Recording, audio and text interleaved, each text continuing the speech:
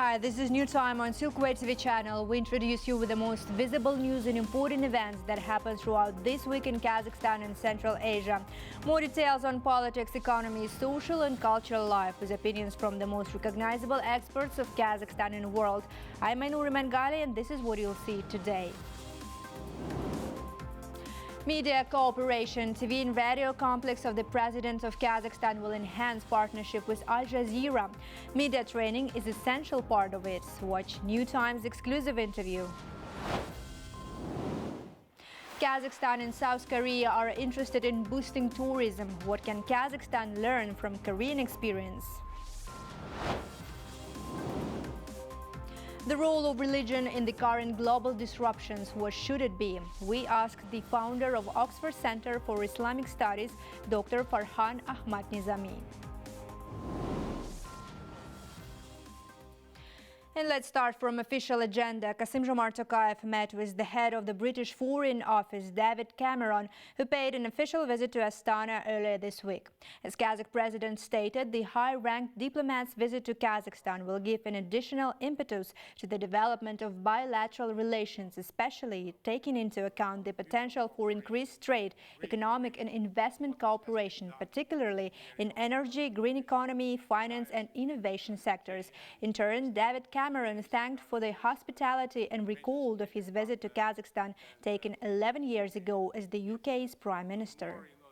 We greatly value what has been done in the area of mutual ties between UK and Kazakhstan. UK is regarded as a major strategic partner, and I believe that we need to do more in order to enhance our cooperation.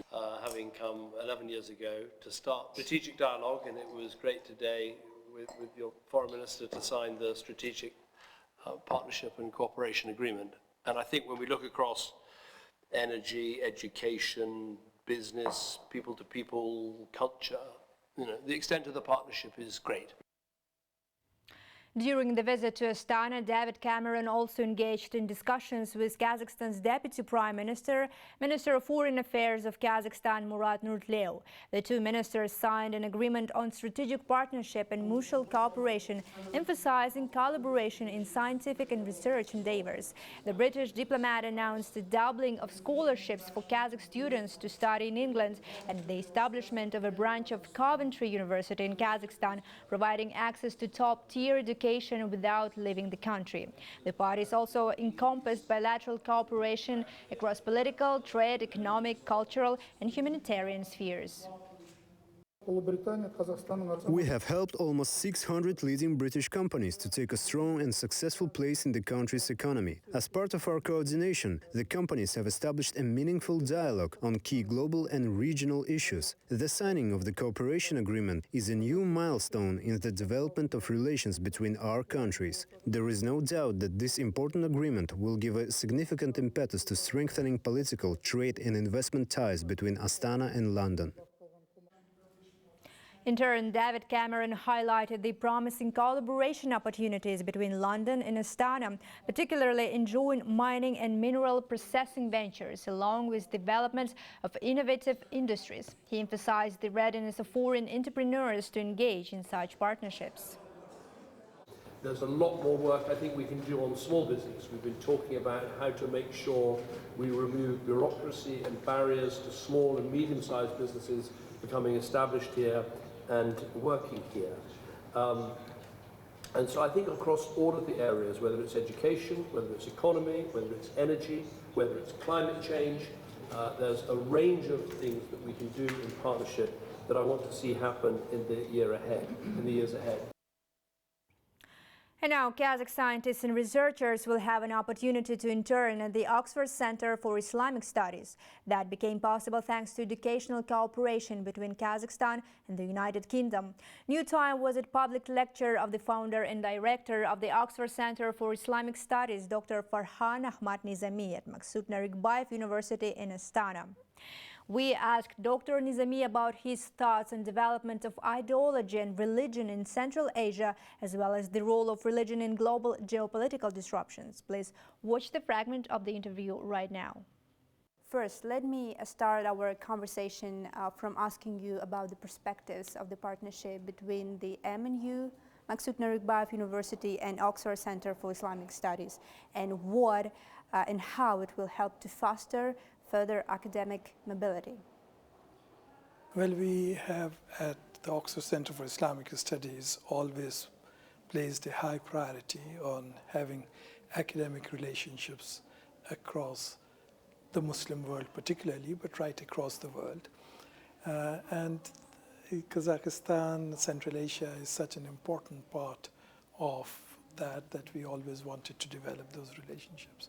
We have had a number of Kazakh scholars at the center in the past. We have had agreements with other academic institutions here, but with MNU, particularly with the emphasis on law and the possibility of opening up in many of these new areas, and in economic and human development, and the context of the importance of law and Kazakh history and culture. We believe it provides a good opportunity to encourage scholars on both sides to benefit from each other. We hope that it would provide the mechanism for bringing more scholars from Kazakhstan to the center. As I said, we have had a few people from here, but not as many as we would like to. And I hope that encourages that process. You researched Islam and its history for many years, so I'm really interested about your vision of what patterns of development of the Islam and Islam studies here in this part of the world can you highlight? We're talking about the rapid spread of Islam in recent decades and years in this part of the world in Central Asia. So what do you think about it from the researching point of view? Well, I think in order to understand this part of the world, or for that matter, any part of the world, it is important to look at it from within, from below, as it were. So this part of the world has made a major contribution to Islamic civilization. In the past, you have been at the crossroads of the transmission of learning to the West and to the East. Many of the major achievements in science, in architecture, in philosophy, and in religious sciences come back to this part of the world. The movement not only of traders but also of scholars, of Sufi orders, of networks. We are talking in the land of Ahmad Yasavi or the land of Farabi. The contribution of this part of the world is immense. But there is a period in which perhaps that has been forgotten, or there hasn't been a similar level of contribution. It doesn't mean that the expansion of Islam is something new. It has been for centuries, going back almost to the 8th century. The issue is why there are certain manifestations in society of things which are perhaps not rooted in Islam, but are more the result of the modern disruption in society. They may be technology-driven, they might be ideology-driven, they might be economics-driven, but this is not about Islam. I mean, to understand Islamic civilization and so on. What should it be a role and responsibility of religions or religious leaders of the Islamic world in the modern geopolitical crisis, if any? And I'm talking particularly now about the Middle East crisis we're now facing and the reaction of the world we have so far. What do you think personally? Is this conflict has a solution, and what to do about it from the religious point of view? I think we can have these discussions either in the language of political science or in the language of religion. There is a difference when we start talking about issues which are political, but we want to use the language of religion. And there are other issues which are religious, and we start using the language of politics. Of course, the basic principle of equality, of justice, of similar standards applying to everyone. These are the expectations of everyone. It is not just a religious requirement in today's world. I mean, in many of the issues that you mentioned, the world opinion has changed so significantly. It is the basic human urge to ensure that justice is being done. We can't live in today's age, today in a situation where we are following double standards, where we do not put a human face to the suffering of people in one part of the world, but we do that in other part of the world. And on that, no leader can make a difference unless they are honest in the application of the values that are held closely by everyone. And I think those issues that international organizations personify and have protected, the United Nations and others, I think provide the basis. But it is important they need to be applied equally and uniformly across the board. Do you believe in a possibility of establishing a common grounds for discussion when we talk about the modern geopolitical crises, and what should be the role of religion in that? Well, I think the first thing is that you sustain, you establish peace, and then you secure it and sustain it. I think in establishing peace, it is really the modern states, it is international organizations, which have a role and a duty to perform that. When it comes to the level of sustaining it on an ongoing basis, that is where society leaders, religious leaders, leaders of industry, champions of industry and so on, they have a role to play. Full interview with Dr. Farhan Ahmad Nizami is available on our YouTube channel. Please use QR code you see on your screens to access it. And also earlier this week, President Tokayev thanked President Shavkat Mirziyoyev and the people of Uzbekistan for fraternal solidarity and assistance provided in connection with floods in a number of regions of Kazakhstan. In a recent telephone conversation, the heads of states discussed Kazakh-Uzbek strategic partnership and the implementation of previously reached agreements. Two presidents highlighted the growing bilateral relations and regional cooperation. And despite some moderation, economy growth in Central Asia and Caucasus is projected to remain robust at 3.9% in 2024, thanks to relaxed macro policies and domestic demand, said IMF's director for the Middle East and Central Asia, Jihad Azur, during a recent press briefing in Washington, D.C. The growth will stay present, gaining 4.8% in 2025. Thus, according to IMF report, uneven recovery is anticipated in Central Asian Caucasus economies.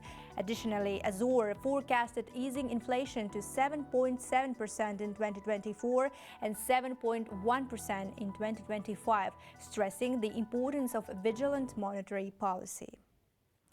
Kassym-Jomart Tokayev met with Kia Corporation President Ho Sung-song to discuss the progress of the car manufacturing plant being built in Kostanay. During the meeting, President Tokayev emphasized the importance of the automotive industry in Kazakhstan's industrial strategy. In turn, Ho Sung-song provided updates on the plant's construction, highlighting its capacity to create 1,500 permanent jobs and produce 70,000 cars annually, with a significant portion of local content. The project, backed by over $203,000, is planned to be launched by next year. The Kazakh president welcomed car dealers' efforts to localize production and stressed the need for skilled domestic talent in the industry's growth.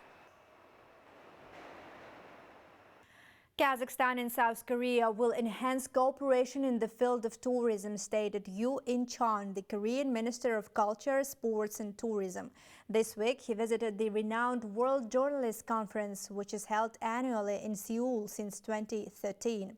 Participants from more than 50 countries gathered to discuss key topics on the global agenda, war journalism, and to get acquainted with the tourist potential of the Republic of Korea. My colleague Dorian Isagulov joins me from South Korea. He's ready to tell us more about the cooperation initiatives of Seoul and Astana. Dorian, the floor is yours.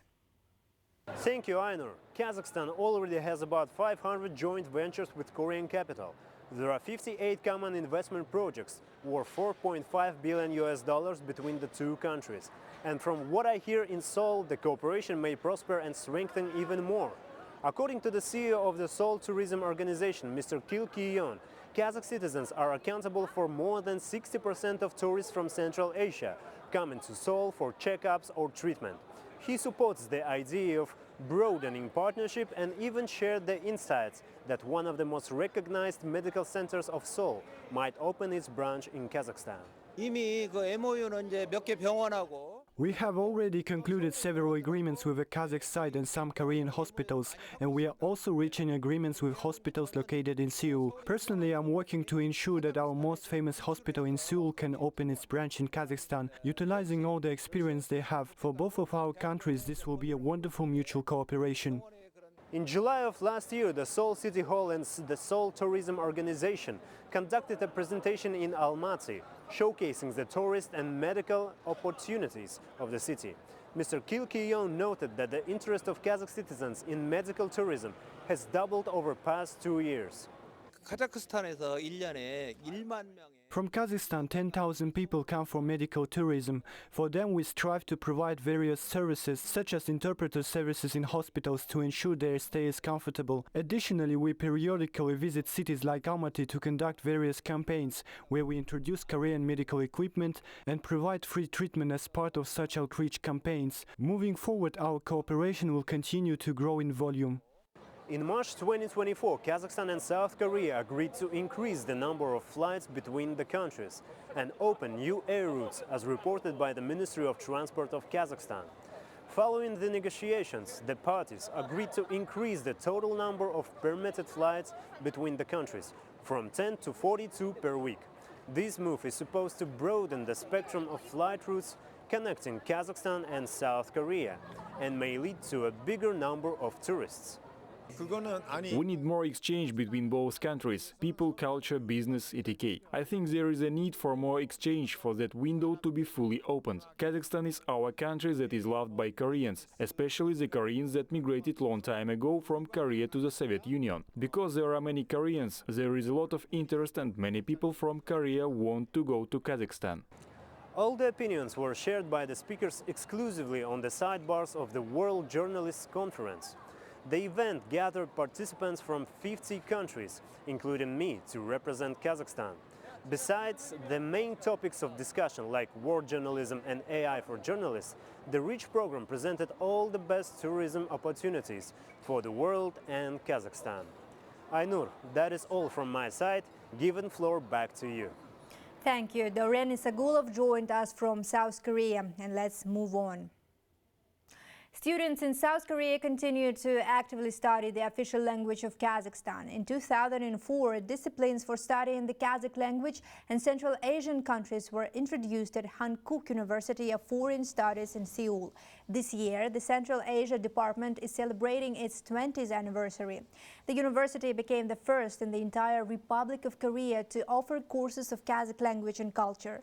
Among the students who have decided to speak in the language of Abai are future diplomats, translators, and employees of joint Kazakh-Korean enterprises. Dr. Chu Young-min, an associate professor at the Central Asia Department, was once a student at Hankuk University herself. She quickly mastered the Kazakh language and today teaches its grammar to new generations. орталық Азия, соның ішінде Kazakhstan туралы. One day I stumbled upon an article about Central Asia and Kazakhstan. I learned about many interesting things that exist in Kazakhstan but not in Korea and vice versa. It seemed to me that our countries could become closer to each other. So I decided to start learning Kazakh to become another bridge between our countries. But honestly, I never thought I would be teaching Kazakh at university like I'm doing now. This week, Astana hosted the Al Jazeera Week, a collaboration project of TV and radio complex of the President of Kazakhstan and Al Jazeera Network. Students at the Maksud Narikbayev University's International School of Journalism participated in specialized training conducted by experts from International Media Network. Talgat Narikbayev, chairman of the board of Maksud Narikbayev University, emphasized that such projects enable Kazakhstan to establish communication with the best journalism practices in the world. I believe that this event is very important for journalism development in Kazakhstan, since it connects directly with the world's best journalism practices. Al Jazeera is among top 5 media outlets in the world. Students currently studying at our university have a great opportunity to gain experience and knowledge from leading global experts, and they are very grateful for it. During the ongoing Al Jazeera Week in Astana, representatives of one of the most prominent international TV companies held meeting with the personnel of the TV and radio complex of the Republic of Kazakhstan to witness the operations of the nation's media holding firsthand. Demonstrations showcased the creative and technical prowess of Zhibek Jola, Silkway and Silkway Cinema TV channels, along with the Kazinform News Agency and the Documentary Film Center. In an interview to Silkway TV channel, Dr. Mustafa Suwak, Director General of Al Jazeera Media Network, addressed inquiries regarding Al Jazeera's potential expansion plans in Central Asia. Please watch the fragment of the interview we recorded in our studio earlier this week. Dr. Swag, thank you for joining us. In July of this year, there was a memorandum of understanding signed between TV and radio complex of the President of Kazakhstan and Al Jazeera Network. We are very pleased with signing of this agreement and see that it's already given some effects. What are the further developments for the developments of our cooperation do you envision for yourself? Will they go beyond the mentioned points on it, please? For us, starting this training is the first step after signing the MOU between the two sides. Then I believe we can think about what other things that we can do. I believe we need to have feedback from you, from the management of the television here, and from the management of the university, the students, etc. And therefore we know what is needed to go forward. We have so many courses, so many possibilities to help. At the same time, while we are helping, we try to learn. First of all, we learn about the country and the environment here for media work. So in case we decide in the future to expand in Central Asia, Kazakhstan would be one of the countries considered. So we have a lot of work to be done. This is just the first step. Yes, you already mentioned that there are so many ways and so many opportunities to expand maybe presence of Al Jazeera in Central Asian region.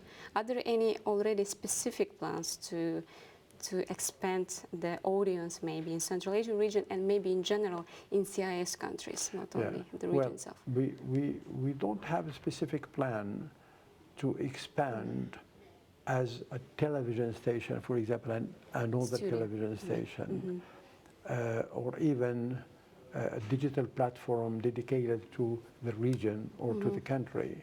We don't have one yet. It's something that we need to study, we need to see what are the possibilities from a financial point of view, from a legal point of view, from, of course, from professional point of view, etc., and see whether Al Jazeera adding something here would be useful for the people of the region, because you don't do something that people are not interested in. So hopefully that will take some time. This is our first glimpse into the country, and we believe that there are so many opportunities. The country really, I am very impressed with it and with what you are doing in order to develop, and that I believe will bring something in the future. Kazakh Space Lab entered the top 15 space startups in the US and was also named one of the top 5 startups in Silicon Valley's capital city of Palo Alto by the global F6S community. Space Lab is a member of Astana Hub that specializes in space technologies and develops solutions for disaster prevention and disaster management. We are now joined by company CEO and systems engineer Arman Bikimbayev. Hello Arman, thank you for joining us today. Please tell us more about your recent achievement in Palo Alto. How did you make it possible? Thank you very much for your attention, for the possibility to be here on the Silkway channel. I'm always glad to be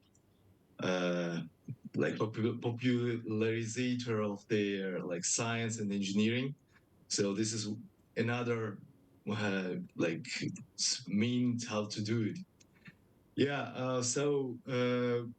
How did we achieve this? So we started our way in 2022 when we started our company and received first investments for the development of 2 projects. So first one, industrial 3D printers that can print in space, print for space. It will happen this year. And print in space, I'm thinking about in a year we will be able to do it. And the second project is satellite Internet of Very Important Things, we call it. It's satellite terminals that can collect data on ground and also send it through satellite. This is a big milestone, I think, for your project. Now you have this achievement, so I'm interested what's next. And you've probably seen the pictures of devastating floods in Kazakhstan recently. And how do you think startups like yours, for example, could help to prevent it from happening in the future? Yeah. Thank you very much for the questions. Actually, the things that we developed our technology so that it will help in the areas that will be affected in the future world and actually in the actual world with the disasters. Because the occurrence of the disasters started to be rising, So because of changing of the climate, this is the first thing that we need to be worry about. So this is the way I am socialist by nature, so I think that every people should think about social. I mean the social, not only people around him, but also the nature around him, because of the nature it will be psychological climate better, and that's why as a society will be better and better. That's my way of life, and I want to do it. So. And I think that information will save the world. We're doing the analysis of the data. So we are trying to apply the best data, edge of the data algorithms to analyze data for anomaly prediction that's developed in Nazarbayev University. Yes, so this is the way we work. So we are designing engineering bureau. So we're developing industrial applications. Yes, that is very important work you are doing right now. So we wish you all the best in your future endeavors. Thank you very much, Arman, for your time and for your answers. Arman Bikimbayev from Space Lab joined us today.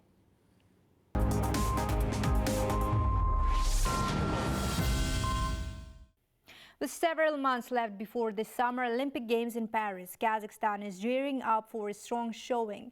As of today, the national team has earned 43 licenses through qualifying tournaments across various sports.